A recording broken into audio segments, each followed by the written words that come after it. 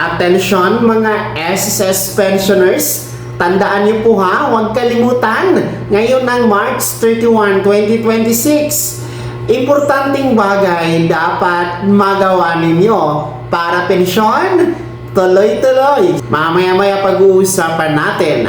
Hello mga ka-vlogs! Welcome dito sa aking YouTube channel. Magandang araw po sa lahat ng mga manonood. Saan po kayong dako sa mundo? Kumusta mga ka-vlogs? Well, eto, mga pensyonado ng SSS, dahil nga po nangangalahati na tayo nito buwan ng Marso. Today is March 18.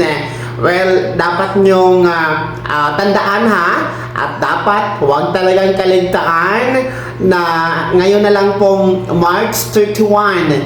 Deadline po, no? Araw yan ng Martes para po ito sa pag-comply ng Annual Confirmation of Pensioners or SSS AKOP. Well, sino-sino ba ang kailangang mag-comply ng AKOP? Sila po yung mga merong edad na 80 years old pataas at ang kanila pong buwan ng kapanganakan o magbe-birthday ngayong buwan ng Marso. Ano man ang petsa, mula March 1 to March 31, basta ang edad 80 years old pataas, required kayo na mag-comply ng AKOP sa buwan na ito. Deadline nga po ang March 31, araw ng Martes. Kaya wag nang magpatumpik-tumpik dyan mga ka-vlogs, no? Dahil ang bilis ng mga araw, baka mamalayan nyo na lang, deadline na.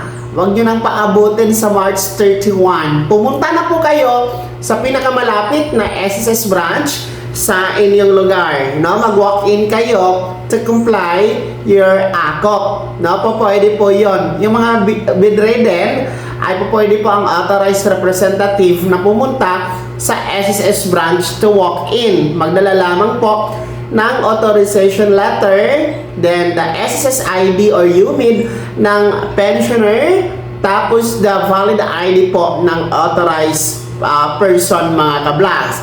Pwede po yon. And then, pwede din po tayo mag-comply ng AKOP sa pamamagitan po ng video conference. Well, ang kailangan nyo lamang gawin is mag-set kayo ng online appointment sa inyong My SSS account para po ma-schedule ang inyong online video conference to comply your AKOP. At meron din pong isa pang paraan, kakalunsad lang nito, no, na pag-comply ng AKOP, no, sa pamamagitan po ng facial authentication. So, scan nyo lamang po ang inyong mukha sa scanner. No? Paano nga ba ito gagawin? Punta lamang po kayo sa website ni SSS, ang www.sss.gov.ph. Tapos, punta po kayo doon sa AKOP compliance schedule. Then, sundin nyo lamang po yung step-by-step guide mga vlogs, no, para sa pag-comply ng yung AKOP, no? Facial authentication po yan. Isa-scan lang po yung mukha nyo, makakapag-AKOP na kayo mga ka-vlogs. So, dapat talaga mag-comply ng AKOP para hindi maputol ang pensyon ha.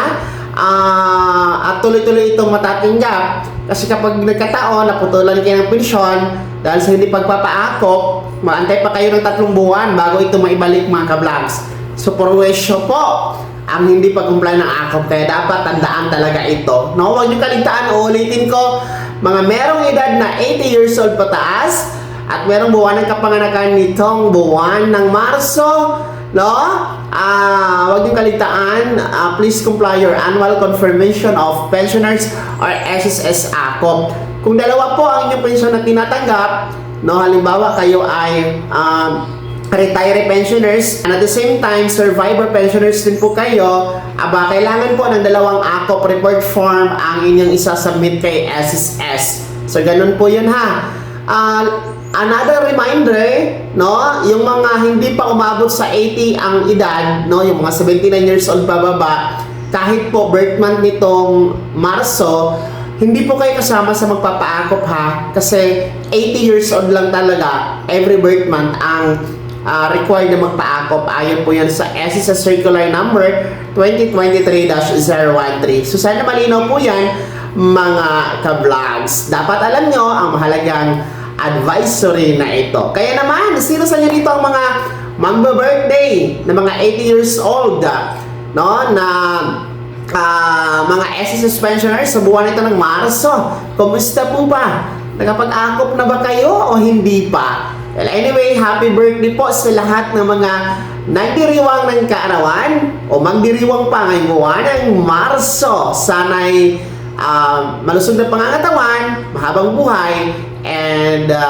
a bountiful blessing, mga ka-vlogs, ang mapapa sa inyo. Kung bago ka pa lang sa aking channel o di ka pa nakasubscribe, i-click nyo muna ang subscribe button na nasa baba. Huwag kalimutan na pindutin ang notification bell, ilagay sa all para una kasi mga balitang i-upload ko. Maraming salamat po. God bless. Mag-ingat, mga ka-vlogs.